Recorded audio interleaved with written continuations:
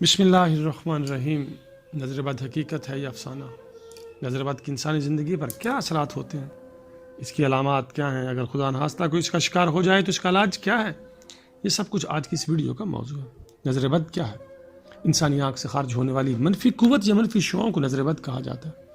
انسانی آنکھ سے خارج ہونے والی ان شعاؤں میں یہ اثر ہوتا ہے کہ یہ زندگی میں کئی مشکلات اور پریشانیوں کا باعث ہوتی ہے۔ نظر بد کی وجہ سے ہنستا کھیلتا بچہ بے وجہ روتا ہے، ایک صحت مند انسان بیمار پڑ جاتا ہے، ترقی کرتا کاروبار رک جاتا ہے، وغیرہ وغیرہ۔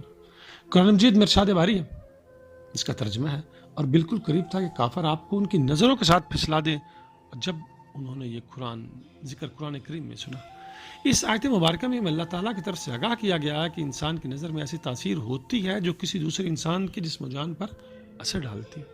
عام انسان تو عام انسان، اللہ کے پیارے رسول صلی اللہ علیہ وسلم بھی اس کے اثرات پر بھی اس کے اثرات کی گنجائش تھی۔ اگر ایسا نہ ہوتا تو قرآن مجید میں اس کا ذکر نہ ہوتا۔ قرآن مجید میں حضرت یعقوب کا یہ قول بھی محفوظ ہے۔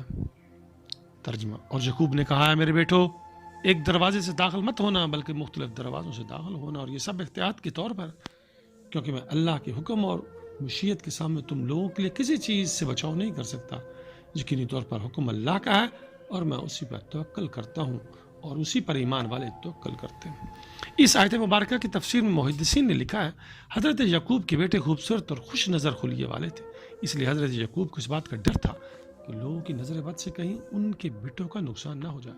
مذکورہ قرآنی واقعات سے ثابت ہوتا ہے کہ نظر لگنا حق ہے، اس لیے کسی ایمان والے کے لیے گنجائش نہ ہے کہ وہ اپنی کم علمی اور جہالت کو کسوٹی بنا کر اللہ کے کلام جی ہاں، ام المومنین حضرت سلمہ سے روایت ہے کہ ایک لڑکی کے چہرے پر کالے نشان تھے۔ جب حضور صلی اللہ علیہ وسلم دیکھا تو ارشاد فرمایا، یہ نظر بد کا شکار ہے۔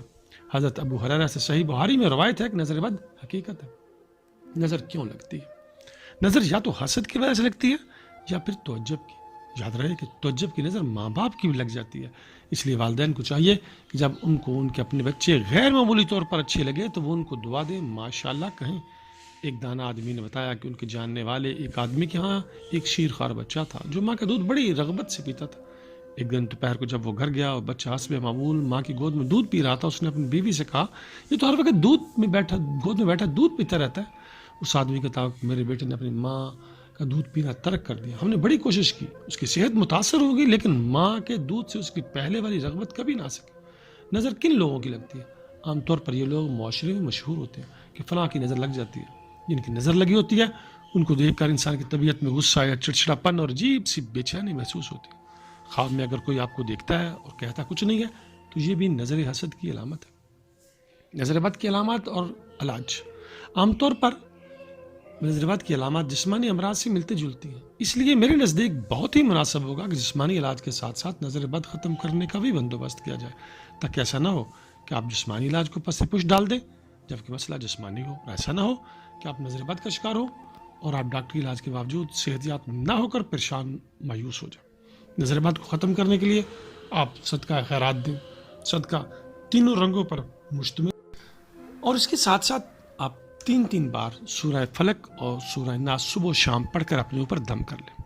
اگر آپ ایک ایسی شخصیت کے مالک ہیں جو نظر بد کا جلد شکار ہو جاتی ہے تو درود شریف، لا حول ولا قوت الا باللہ اور استغفر اللہ کو تسبیح کو اپنا معمول بنائیں، انشاءاللہ سب خیر ہو جائے گا۔